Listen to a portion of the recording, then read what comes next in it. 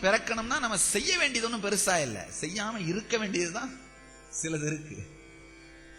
அது என்னன்னு பார்த்தோம்னா போதும், அது என்னன்னு பார்த்தோம்னாலே போதும்.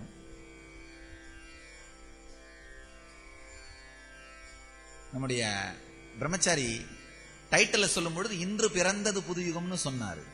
யாராவது கவனிச்சிருந்தீங்கன்னா, முதல்ல சாமி அப்படித்தான் டைட்டில் கொடுத்தேன். அப்புறம் நினைச்சேன், இல்ல முதல்ல பேசுவோம், அதுக்கப்புறம் பிறக்குதா இல்லையான்னு அப்புறம் முடிவு பண்ணலாம்னு நினைச்சேன். அதனாலதான் பேச ஆரம்பிக்கும், இன்று பிறக்கட்டும் புதுயுகம்னு மாத்திட்டேன். வேற ஒண்ணும் இல்ல. ஒரு அம்மா சமைச்சிட்டு இருந்தார்கள். அவங்க கல்யாணம் எல்லாம் ஆன பிறகு அந்த புத்தகத்தை வச்சு சமையல் கத்துக்கிட்டது. இப்ப டிவியை பார்த்து வேற கத்துக்கிறார்கள். அந்த புத்தகத்தை வச்சு சமையல் கத்துக்கிட்டாமா. ஏன்னா படிக்கிற காலத்துல இதெல்லாம் பண்ணாம சும்மா சுத்திட்டு இருந்து, அதுக்கப்புறம் கல்யாணம் ஆனப்புறம் வேற வழி இல்லாம சமையல் கத்துக்கிட்டவர்கள். அந்த புக்கை வச்சு சமையல் கத்துக்கிட்டவர்கள் செஞ்சது தயவு செஞ்சு வாயில வைக்காது. ஏன்னா என்ன ஆகுன்னு தெரியாது.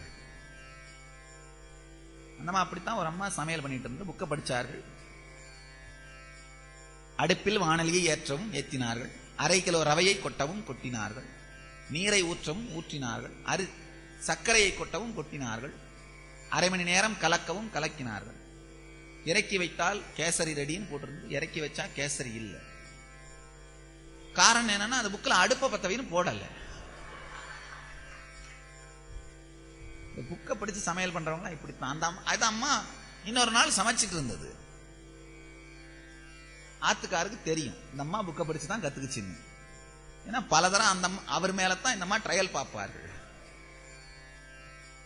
அவர் கேட்டார், என்னம்மா சமைக்கிற, இன்னும் பேர் வைக்கல அப்படின்னா என்ன அர்த்தம்னா, சமைச்சு எப்படி வருதோ அதை வச்சுதான் நம்ம பேர் வச்சாகணும். சாமி அதனால நினைச்ச முதல்ல பேசலாம்,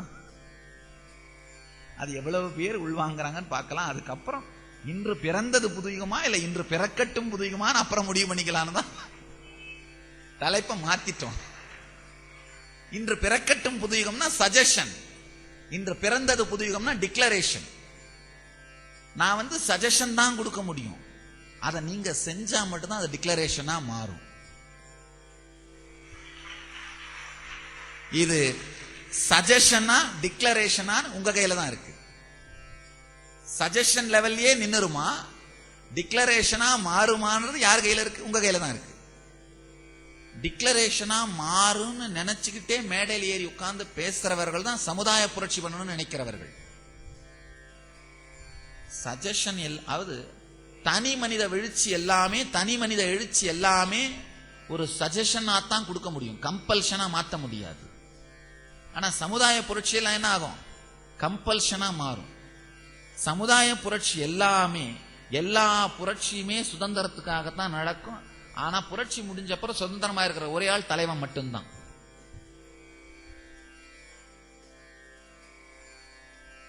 புரட்சிக்கு பிறகு சுதந்திரமா இருக்கிறது யாரா இருக்கும்? தலைவன் மட்டுமா தான் இருக்கும், வேற யாருமா இருக்க. சின்ன நடந்த நிகழ்ச்சி. ஒரு ஜோதிடர் ஒருத்தர் நம்முடைய தியான முகாமுக்கு அடிக்கடி வந்து போவார். பொதுவா 2 வீலர்ல தான் வருவார். திடீர்னு கார்ல வந்தார். நான் கேட்டேன், என்னங்கய்யா என்ன திடீர்னு, ரொம்ப வசதி வாய்ப்பு? அதெல்லாம் ஒண்ணும் இல்ல சாமி, லக்ஷ்மி யந்திரத்தோட மகிமை. கேட்டேன், என்ன லக்ஷ்மி? அது பெரிய பேர் சொன்னாரு, அஷ்டாதசபுஜ மகாலட்சுமி. அது வாய்க்கு நமக்கு அந்த பெரிய பேரா இருந்தது. அதனால சரி வேண்டாம் விட்டுருங்க அப்படின்னு, ரைம்ஸ் மாதிரி இருந்தது அந்த பேரு. இந்த பேரை சொல்லி இந்த யந்திரம் அப்படின்னு நான் சொன்னேன், யாரையா கொடுத்தாங்க? அப்படியெல்லாம் ஒரு யந்திரம் இருக்கா? அது வேலை செய்யுதா?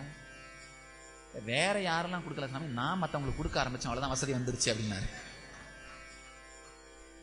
பல லட்சுமி யந்திரங்கள் வாங்குபவர்களை விட கொடுப்பவர்களுக்கு வசதியை அளிக்கும்.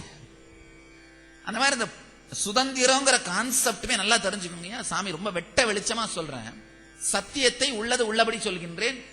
சுதந்திரம் அப்படிங்கிற கான்செப்டே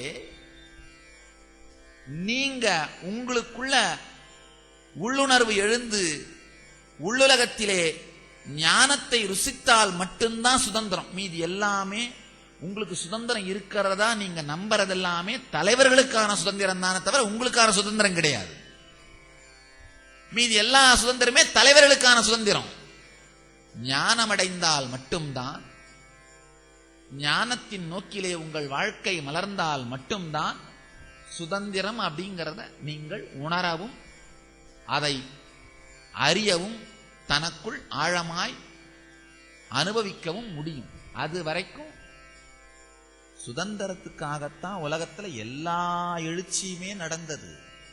ஆனா அந்த எழுச்சிக்கு பிறகு சுதந்திரமா இருக்கிறது யாரு? தலைவர்கள் மட்டும்தான், வேற யாரும் கிடையாது. வேற யாரும் கிடையாது, மக்கள் கிடையாது. இன்னொரு சின்ன நடந்த கதை, பெரிய சமூக புரட்சி நடந்து கொண்டிருந்தது ஒரு நாட்டில். அந்த புரட்சியிலே கலந்து கொண்டிருந்த ஒரு 4-5 இளைஞர்கள் அந்த தலைவனை கேள்வி கேட்கிறார்கள். இந்த சமூக புரட்சி முடிஞ்ச உடனே எங்களுக்கு என்ன கிடைக்கும்? அந்த தலைவன் சொல்றான், சுதந்திரம் கிடைக்கும். சுதந்திரம் கிடைச்சா என்ன பண்ணுவோம்? அதெல்லாம் நான் அப்புறமா சொல்றேன், இப்ப நீ அதை மட்டும் கேளு. சுதந்திரம் கிடைக்கும்னா அப்ப சுதந்திரத்துக்கு பிறகு என்ன நடக்கும்ன்றது யார் சொல்லுவார்கள்? தலைவன் சொல்லுவான். அப்ப யாருக்கு சுதந்திரம்? தலைவனுக்கு. சுதந்திரம், புதுயுகம் பிறக்க வேண்டும் என்றால் அது தனி மனித எழுச்சி. தனி மனித எழுச்சி அப்படிங்கிறது ஒவ்வொரு தனி மனிதனும் முடிவு செய்ய வேண்டியது. அப்போ சஜஷனா மட்டும்தான் கொடுக்க முடியும், கம்பல்ஷனா மாத்த முடியாது.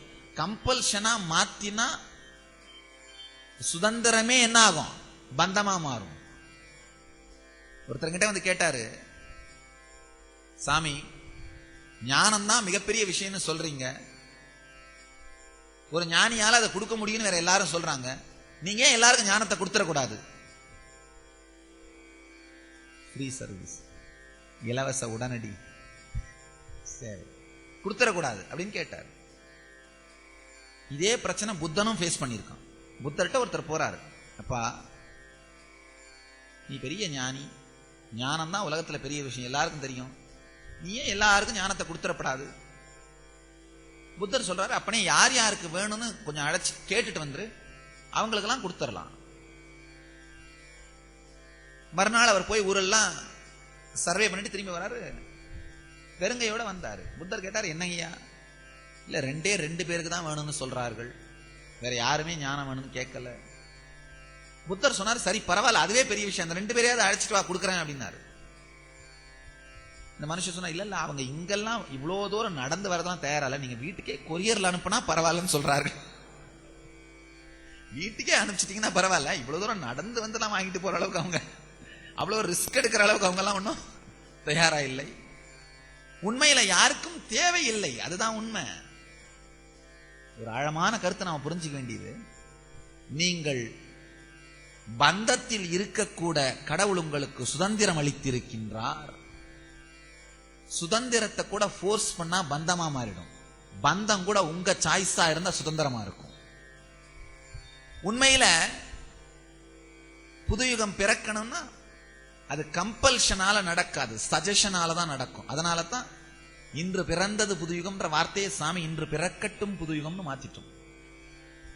சஜஷனா மட்டும்தான் இருக்க முடியும், கம்பல்ஷனா இருக்க முடியாது.